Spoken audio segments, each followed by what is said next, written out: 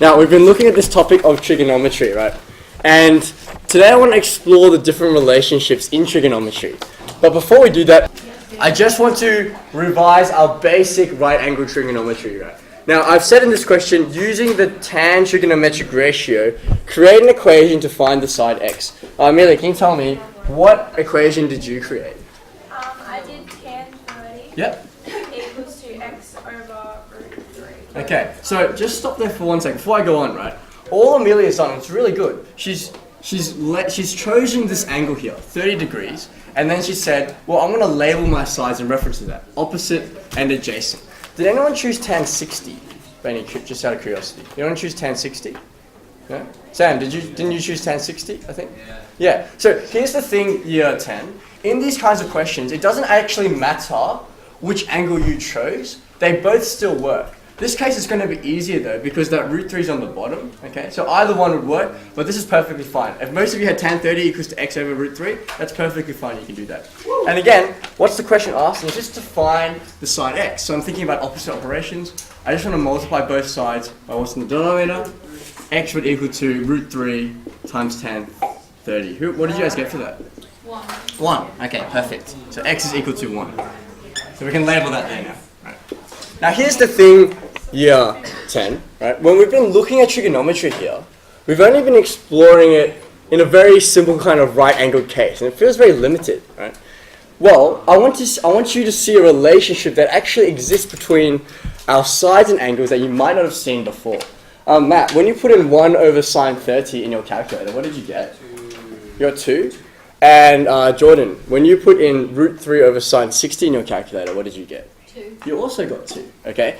And what I want to highlight is that that's not just by coincidence. If we look at our sides here, right, what was it? It was 1 over sine 30, and it was root 3 over sine 60. What do you notice about them in terms of the sides and angles of our triangle? They both equaled the same, but if you look at these, right, root 3 is over here, sine 60 is over here, 1 is over here, and sine 30 is over there. Can you see anything that might link those two together? Is there anything that's in common between them? So yeah, go Laura. Opposite. They're opposite, right? See, this is the opposite side to this angle. This is the opposite side to this angle. If we wanted to test that theory, what other one could we test? So the theory that Laura is saying is 1 and sine 30, that's the opposite side and angle. So as in I'm looking at this, move these here, right? 1 is opposite to that angle of 30 degrees. Root 3 is opposite to that angle of 60 degrees. If I wanted to test Laura's theory... That equal 2, which is half of it. Yeah, so if I wanted to test that theory, that the opposite sides and angles in this fraction are the same, what's the other side and angle that I could test? 90 and 2. So I would say, just test if this actually works, right? I would say 2 over sine 90. Can you guys check that for me? Now, see what you get. 2 over sine 90, what do you get? Probably 2. You reckon? Plug in your calculator. Let's see. 1. 2. 2? You got 2?